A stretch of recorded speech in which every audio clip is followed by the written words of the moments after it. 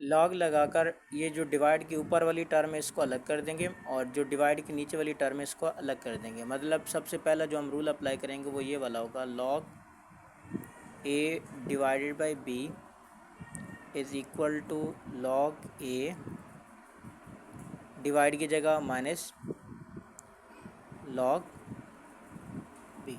सही है। अच्छा, इसको हम क्या करेंगे, लॉग एक्स वाई क्यूब, और ये जो अंडर रूट लिखा हुआ है ना इसको भी हम लिख लेते हैं अंडर रूट, और बेस ए आ जाएगा, इसकी भी बेस ए है, और डिवाइड की जगह माइनस आ जाएगा, लॉग बेस ए जेड स्क्वायर एक्स पावर 5 और इसके ऊपर क्यूब रूट है। ठीक है, बस एक ही काम करा, ऊपर वाले को लॉग अलग दे दिया और नीचे वाले को लॉग अलग दे दिया। अच्छा, उसके बाद हम लिखेंगे लॉग बेस ए, एक्स को अलग कर रहे हैं और इसको अलग कर रहे हैं, बीच में प्लस लगा देंगे क्योंकि मल्टीप्लाई हो रहे हैं। अच्छा, फिर उसके बाद हम लिखेंगे लॉग बेस ए, वाई के ऊपर पहले क्यूब है और ऊपर स्क्वायर रूट है, स्क्वायर रूट 1/2 के बराबर होते हैं तो हम वो लिख देंगे। ठीक है। अच्छा, उसके बाद हम लिख देंगे माइनस लॉग बेस ए। अब इनको हम अलग-अलग नहीं कर सकते क्योंकि इन पे सब पे अंडर रूट आया, क्यूब रूट आया हुआ है। यहाँ पे अकेले पे था तो हमने कर दिया, तो जब तक हम ये क्यूब रूट नहीं हटाएंगे तब तक हम इनको अलग लॉग नहीं दे सकते। तो यह आ जाएगा जेड स्क्वायर एक्स पावर 5 और होल पावर आ जाएगा 1/3, क्यूब रूट 1/3 के बराबर है।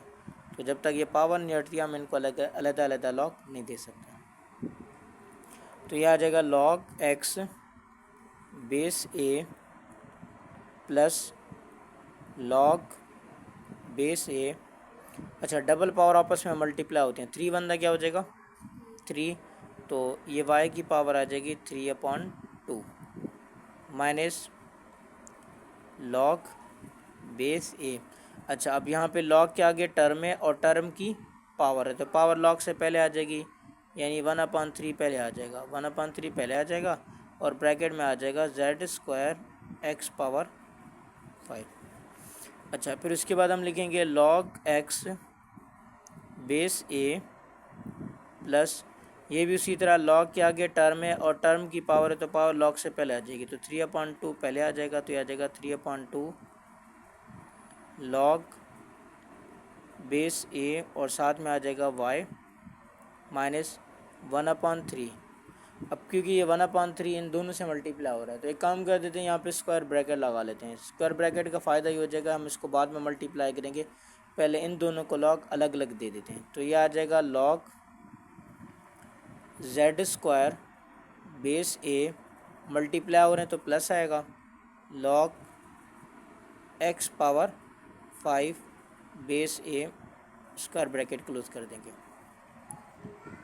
लॉग एक्स बेस ए प्लस 3/2 लॉग वाई बेस ए, माइनस से मल्टीप्लाई पहले अभी रहने देते हैं 1/3, और ये आ जाएगा लॉग के आगे टर्म है और टर्म की पावर है तो पावर लॉग से पहले आ जाएगी, तो 2 पहले आ जाएगा, तो ये आ जाएगा 2 लॉग जेड बेस ए प्लस ये लॉग के आगे टर्म है, टर्म की पावर है तो लॉग से पहले आ जाएगी 5 लॉग एक्स बेस ए।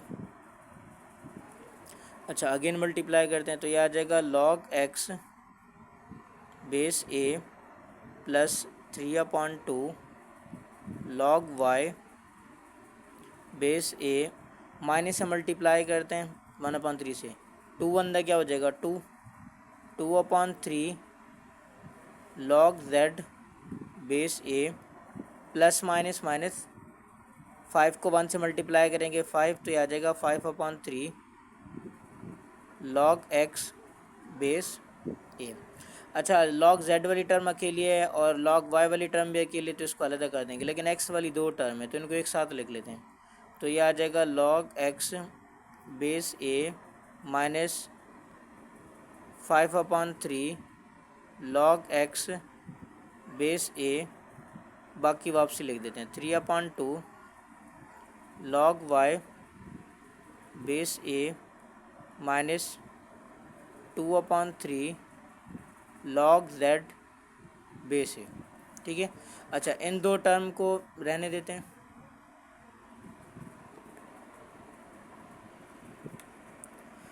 इन दो टर्म को रहने देते हैं और इनका ना वो करते हैं, कॉमन ले लेते हैं, लॉग एक्स बेस ए कॉमन ले लेते हैं, लॉग एक्स बेस ए लेते हैं कॉमन। यहाँ से एक पूरी टर्म आ रही है, लॉग एक्स बेस ए पूरी टर्म कॉमन आ रही है, तो यहाँ से क्या बचेगा 1 माइनस, और यहाँ से log x बेस ए कॉमन आ रहा है तो यहाँ से क्या बचेगा 5/3, यहाँ से 5/3 बचेगा।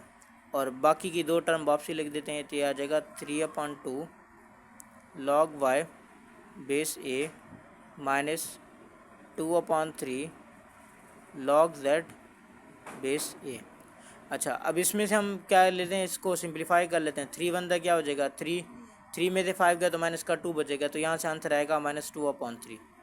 ठीक है। और क्योंकि ये मल्टीप्लाई हो रहा है तो इसको फ्रंट पे लिख देंगे, यानी इसका आंसर जो आएगा वो हमारे पास आ जाएगा -2/3 आ जाएगा, क्योंकि एलसीएम लेंगे ना, तो 3 में से 5 गया तो -2 बचेगा, -2/3, और वो फ्रंट पे लिख देंगे और बाकी वापसी उतार देंगे।